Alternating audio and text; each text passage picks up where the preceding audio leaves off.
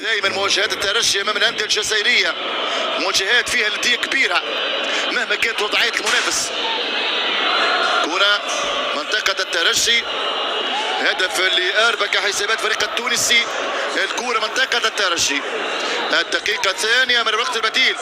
الحكم احتسب خطا، ستلعب الكره داخل منطقه جزاء الترجي. شبيبه القبائل والدقائق الاخيره، كره منطقه الجزاء عند الحارس بن شرفيه. كره نفذها 15 مواقي سهلة عند الحارس بن شرفية.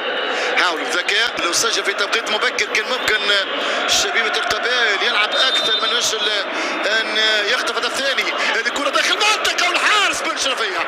تبقى الكرة منطقة الترجي، الارتباك بعاد كرة وتشتيتها. ترجع كرة عند الشبيبة. شبري لحارس مرمى مشادل الدقيقة السادسة من الوقت البديل. حارس الشبيبة عبد الرحمن ينقل كرة منطقة الترجي. خلاص ستأتي سفرة النهاية. الشبيبة في آخر كرة.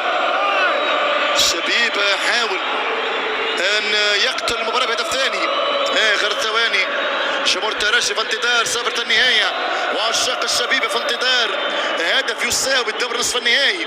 كرة عند بن سايد.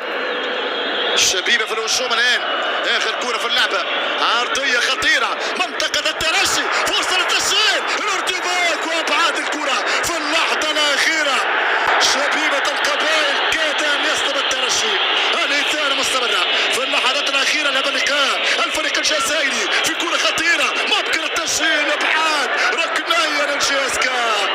لحظات كاد أن يسرق التأهل، كاد أن يخطف ورقة العبور أمام غلطة كبيرة من مرياح.